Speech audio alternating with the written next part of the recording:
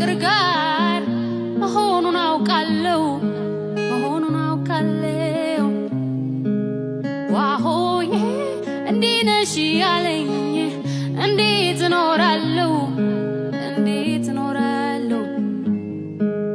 ዋሆዬ ሰው በቃኝ በማለት ያስመረረኝ ዋሆዬ ሐሳብ ወዲያ ወዲህ ሆኖ አስቸገረኝ